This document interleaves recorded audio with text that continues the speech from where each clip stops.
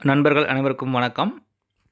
பொதுவாக மாடி தோட்டம் அப்படின்னு எடுத்துட்டாலே ஷேட் நெட் போடுறது எல்லாமே பர்மனெண்ட்டாக போட்டுருவாங்க. நான் கொஞ்சம் வித்தியாசமாக மழைக்காலங்களில் சுருட்டி வைக்கிற மாதிரியும், வெயில் காலங்களில் மட்டும் அந்த ஷேட் நெட்டை மாடியில் விரித்து விடுற மாதிரியும் ஒரு அமைப்பை ஏற்படுத்தியிருக்கேன்.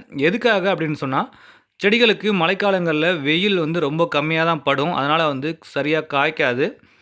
அதனால் மழைக்காலங்களில் நம்ம நெட்டை சுருட்டி வச்சிடலாம். அதே சமயம் இப்போ வெயில் காலங்களில் ரொம்ப டெம்பரேச்சர் அதிகமாச்சுனாலும் பூக்கிற பூக்கள்லாம் கருகி போயிடும், சரியாக காய்க்காது. அதனால் வெயில் காலங்களில் ஷேட் நெட் தேவை அப்படின்றதால வெயில் காலங்களில் மட்டும் ஷேட் நெட் போடுற மாதிரியும் ஒரு அமைப்பை தான் நான் ஏற்படுத்தியிருந்தேன்.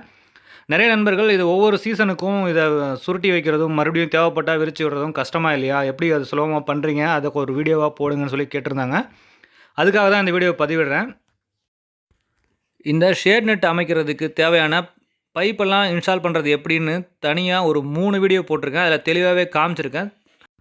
இந்த வீடியோவில் சுருட்டி வச்சுருந்த ஷேட் நெட்டை எப்படி இழுத்து கட்டுறேன் அப்படின்றத மட்டும் பார்க்கலாம். உங்களுக்கு பார்த்தாலே தெரியும், கொஞ்சம் நேரம் தான் வேலை ஆகும். கிட்டத்தட்ட ரைட் சைடில் ஏற்கனவே பர்மனெண்ட்டாக இந்த நெட்டை ஃபுல்லாக ஒரு பைப்பில் தைச்சிருந்தேன். இன்னொரு பக்கம் இப்போ லெஃப்ட் சைடில் இருக்கக்கூடிய நான் நின்று இப்போ கட்டிட்டு இருக்கேன் பார்த்தீங்களா, அந்த சைடில் இருக்கக்கூடிய ஷேட் நெட் பார்த்திங்கன்னா ஒரு டெம்பரவரி பைப்பில் வச்சு அந்த சைடு ஃபுல்லாகவே தைச்சிருக்கேன். அதை தேவையில்லாத பட்சத்தில் அப்படியே சுருட்டி கொண்டு போய் ரைட் சைடில் இருக்கக்கூடிய பர்மனெண்ட் பைப்போடு சேர்த்து கட்டி வச்சிடலாம். மறுபடியும் தேவைப்படும் போது இப்போ நான் உருட்டி காமிச்ச பார்த்தீங்களா, அந்த மாதிரி உருட்டி கொண்டு வந்து இந்த லாஸ்ட்டில் இழுத்து கட்டினா போதும்.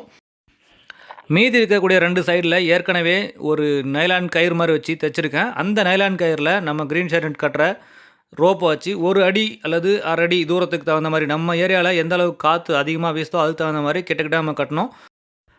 இதை கட்டுறதுக்குன்னே தனியாக யூவி ட்ரீட் பண்ண ரோப்பே கிடைக்குது. க்ரீன் ஷேட் நெட் சேல் பண்ணுற இடத்துல இந்த ரோப்பும் கிடைக்கும். முடிஞ்ச வரைக்கும் அந்த ரோப்பை யூஸ் பண்ணுங்கள். நார்மல் ரோப் யூஸ் பண்ணால் வெயிலில் மக்கி போகிறதுக்கான வாய்ப்புகள் இருக்குது. ஏற்கனவே 2 சைடில் பைப்புக்கு வச்சு கட்டியிருக்கோம். மீதி இருக்கக்கூடிய 2 சைட்லையும் இந்த மாதிரி ரோப்பை வச்சு ரொம்ப டைட்டாக இழுத்து கட்டிட்டிங்கன்னா இந்த நெட்டு பார்த்திங்கன்னா ரொம்ப நல்லா இருக்கும்.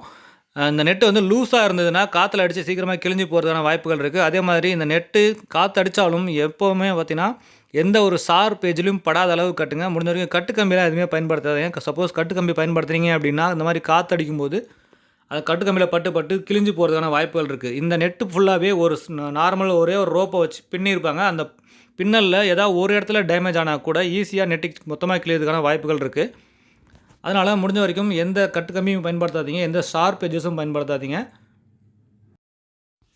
சரி, இந்த மாதிரி ஒரு பந்தல் அமைப்பே கிடையாது. இப்போ இந்த வருஷம் வெயிலுக்கு மட்டும் டெம்பரவரியாக எப்படி நாங்கள் ஷேட் நெட் அமைக்கிறது அப்படின்னு கேட்டிங்கன்னா, இதே மாதிரி இந்த நெட்டில் 4 பக்கமும் ஓரங்களில் மட்டும் ஏதாவது கம்பியோ அல்லது கயிறோ வச்சு டைட்டாக தைச்சிருங்க. அப்படி தைச்சி முடிச்சுட்டு அதை மட்டும் 4 பக்கமும் டைட்டாக இழுத்து கட்டினாலே போதும். ஓரளவுக்கு நம்ம சின்ன தோட்டத்துக்கு செடிகளுக்கு நிழல் கிடைக்கும். இந்த ஷேட் நெட் அமைக்கிறது நமக்கு தகுந்த மாதிரி, நம்ம இடத்துக்கு தகுந்த மாதிரி, நம்ம வசதிக்கேற்ப நம்ம எப்படி வேணாலும் அமைச்சிக்கலாம்.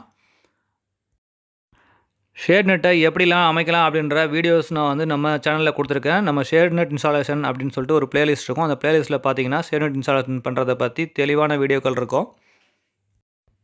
இந்த வீடியோவில் ஒவ்வொரு சீசனுக்கும் இந்த நெட்டை எப்படி சுருட்டி வச்சுட்டு மறுபடியும் தேவைப்படும் போது இழுத்து கட்டுறேன் அப்படின்றத மட்டும் தெளிவாக காமிச்சிருக்கேன்.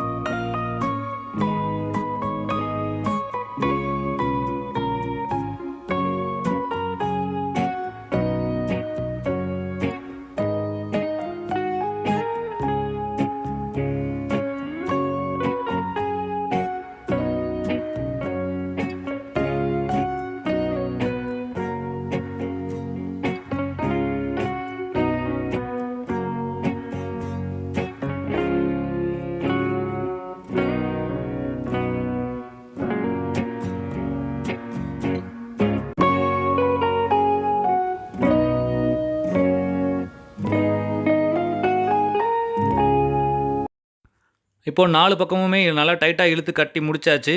நம்ம ஆரம்பத்தில இந்த நெட்ட விரிக்கும்போது, அது காத்துல எந்த அளவுக்கு ஆடிட்டு இருந்தது. இப்ப பார்த்தீங்கன்னா, எந்த அளவுக்கு டைட்டா ஸ்ட்ரிப்பா நிக்குது அப்படின்றத பாருங்க. ஸோ நம்ம நெட்டு போடும்போது பார்த்தீங்கன்னா, நெட்டு டேமேஜ் ஆகாம இருக்கணும்னா, இந்த அளவுக்கு நல்லா ஸ்ட்ரிப்பா இழுத்து கட்டினா மட்டும் தான் முடியும். ஸோ கிரீன் ஷேட் நெட் அப்படின்னு எடுத்துட்டாலே மாடி தோட்டத்துக்கு பர்மனெண்ட்டா போடணும் அப்படின்னு கிடையாது. நம்ம இந்த சீசனுக்கு தேவையான நேரத்தில மட்டும் யூஸ் பண்ற மாதிரி, இந்த மாதிரி சுருட்டி வைக்கிற மாதிரியும் நம்ம செய்யலாம். அதுக்கு பெரிய அளவுல வேலை பிடிக்காது. சுருட்டி வைக்கிறதுக்கு 1 நாள், அதே மாதிரி திருப்பி இழுத்து கட்டுறதுக்கு 1 நாள் தேவைப்படும். மொத்தம் 2 நாள்ல ஈஸியா வேலைய முடிச்சிடலாம். மாடி தோட்டத்துக்கு கிரீன் ஷேட் நெட் போடணுமா? வேண்டாமான்னு பலவிதமான கருத்துகள் இருக்கு. என்ன பொறுத்தவரைக்கும் இந்த மாதிரி மெத்தட்ல நம்ம ஷேட் நெட் போட்டுட்டோம்னா, நம்ம தேவைப்படும்போது விரிச்சு விட்டுக்கலாம். தேவையில்லாதம்போது சுருட்டி வச்சுக்கலாம். இந்த தகவல் உங்களுக்கு பிடிச்சிருந்ததுனா லைக் பண்ணுங்க. உங்க நண்பர்களுக்கும் ஷேர் பண்ணுங்க. மறக்காம நம்ம குணா கார்டனிங் ஐடியாஸ் யூடியூப் சேனலை சப்ஸ்கிரைப் பண்ணிக்கங்க. மேலும் ஒரு நல்ல பயனுள்ள வீடியோவில் சந்திக்கலாம். நன்றி, வணக்கம்.